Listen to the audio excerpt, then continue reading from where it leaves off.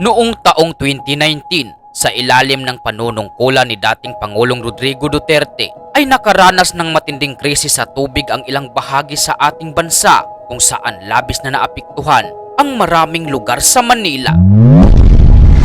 Kasabay ng water shortage sa Manila, ay nakakita ng oportunidad ang Manila Water at Maynilad upang makapang-abuso sa mga consumer nito sa pamamagitan ng hindi patas na concession agreement at pagpataw ng mataas na singil sa tubig na mas lalong nagpahirap sa ating mga kababayan.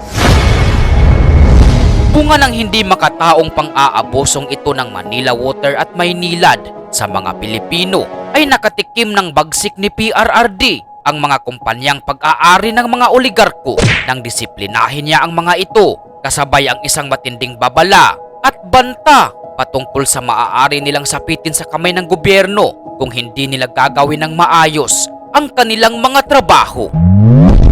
Economic sabotage, and I will arrest them. Lahat silang mga patikim ko sila paano ang buhay ng preso.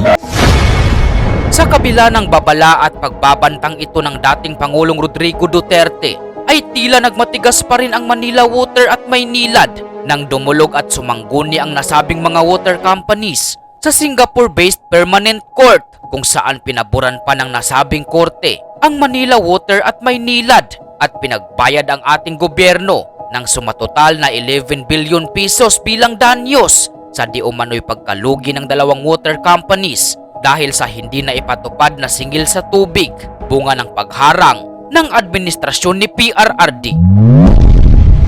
Sa kabila ng pasyang ito ng Permanent Court of Arbitration sa Singapore na pagbayarin ng danyos ang ating gobyerno, ay hindi ito sinunod ni dating Pangulong Rodrigo Duterte. Sa halip na sumunod, ay muling binalaan at pinagbantaan ni PRRD ang mga kawani ng Manila Water at Maynilad na ipapakulong at gagawing miserable ang kanilang buhay kung hindi nila titigilan ang pananabutahi sa mga Pilipino.